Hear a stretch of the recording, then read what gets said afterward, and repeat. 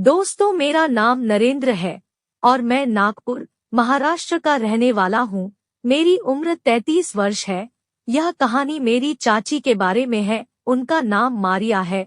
ये घटना आज से करीब 7 साल पुरानी है।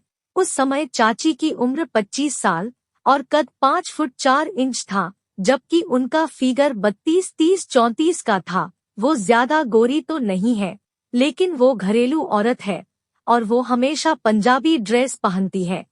उस समय वो हमारे पड़ोस में ही रहती थी और मेरी उनसे अच्छी दोस्ती हो गई थी। लेकिन मुझे धीरे धीरे ऐसा लगने लगा कि उनका किसी के साथ चक्कर चल रहा है, क्योंकि वो अपना ज्यादातर समय मोबाइल पर ही गुजारती है। लेकिन वो मेरे सामने या घर के बाकी लोग के सामने ऐसा कुछ नहीं करती थी। हम हमेशा काफी खुली खुली बात भी करते थे।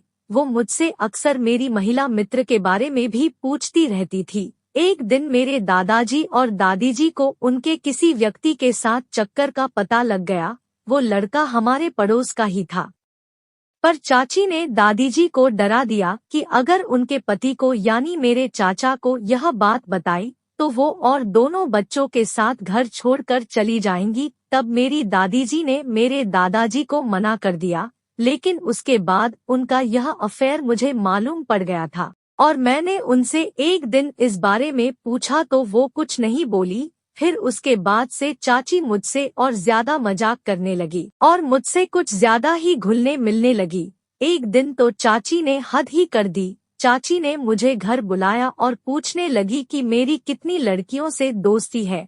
मैंने मना कर दिया कि एक भी नहीं है। तो वो बोली, मुझसे मत शर्माओ, मैं किसी से नहीं कहूंगी, और फिर मुझे देखकर मुस्कुराने लगी। फिर चाची ने पूछा, कोई तो एक जरूर होगी जिसके साथ वो सब करते होगे। दोस्तों, यह सुनते ही मैं तो एकदम से सकपका गया। अब मेरे मुंह से आवाज ही नहीं निकल रही थी। मैंने नीचे देखते हुए ना में सर हिला दिया। फिर उस दिन ऐसे ही बात खत्म हो गई। दूसरे दिन जब उनके घर गया तो मैंने देखा कि चाची नहाकर निकली थी। तभी मेरे मोबाइल पर मेरे दोस्त का कॉल आया और मैं बाहर जाकर बात करने लगा। जब मैं वापस आया तो चाची मुझे अजीब सी नजरों से देखी और बोली, तुमने मुझे झूठ कहा कि तुम्हारी कोई महिला मित्र नहीं है, जबकि तुम्हारी तो है। मैंने कहा, नहीं चाची, ऐसा कुछ नहीं है। तब चाची बोली, लेकिन अभी बाहर जाकर किससे बात कर रहे थे? लेकिन मैं मना कर रहा था कि ये आपकी गलतफहमी है। पर वो बोली, मेरे सामने बात नहीं कर सकते था क्या तुम? मैंने चाची को विश्वास दिलाते हुए कहा, चाची, मेरी कोई महिला मित्र नहीं है, पर हाँ, मुझे एक लड़की पसंद है।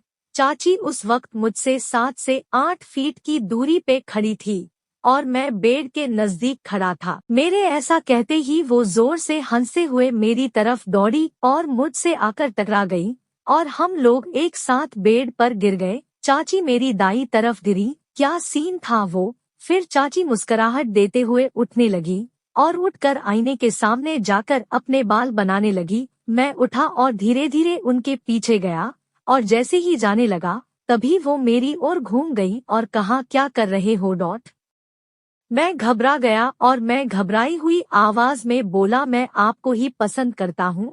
मेरे ऐसा बोलते ही उनको गुस्सा आया और मुझे थप्पड़ मारने लगी, पर मैंने अपना हाथ बीच में ले लिया और थप्पड़ लगने से तो बच गया, पर उन्होंने तभी मेरा हाथ पकड़कर मुझे धक्का दिया और घर से निकल जाने को कहा और कहा, मैं तुम्हारी चाची हूँ। मेरे साथ ऐसा सोचते हुए तुम्हें शर्म नहीं आई?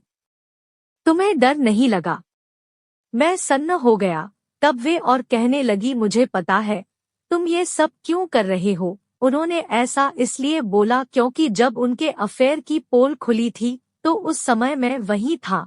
उन्होंने मुझको धमकी भी दी, मैं तेरी मम्मी को बताऊंगी। अब तो मैं एकदम घबरा गया।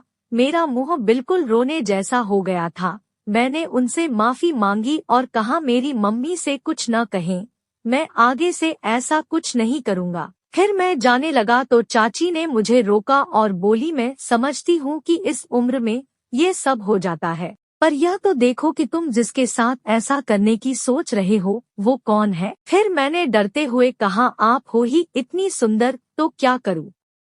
मैंने फिर से सॉरी बोला और वहां से निकल आया। उसके बाद मैं मेरे चाचा के घर नहीं जाता था। उसके बाद तकरीबन 2 या 3 महीने बाद एक दिन चाची हमारे घर आई हुई थी। मैं उनसे नजर नहीं मिला पा रहा था। रात का समय हो चला था, तो मेरी मम्मी ने बोला अपनी चाची को घर तक छोड़ के आ जा।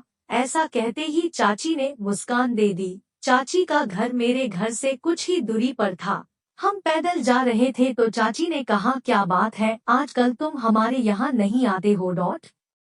बात भी नहीं करते हो, मुझसे नाराज हो क्या? मैंने कहा, ऐसी कोई बात नहीं है। फिर वो बोली, क्या तुम उस दिन की बात से नाराज हो? मैंने कहा नहीं। और फिर मैंने हिम्मत करके चाची से बोला, मान जाओ ना चाची, बन जाओ ना मेरी महिला दोस्त। मेरी बात सुनते ही वो एकदम से मान गई, या शायद उस दिन उनका ऐसा करना दिखावा था। अगले दिन मैं चाचा के घर गया। चाची रसोई में काम कर रही थी और बेहद खुश नजर आ रही थी, और मुझे देखकर अंदर आने को कहा और बोली, क्या हुआ? क्या देख रहा है? क्या चाहिए? मैंने कहा, हाँ वो चाहिए। मेरी बात सुनकर चाची मुस्कुरा दी।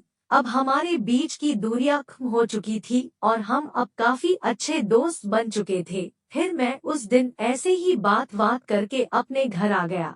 दूसरे दिन मैं फिर से उनके घर गया और जाते ही मैंने वो कर लिया।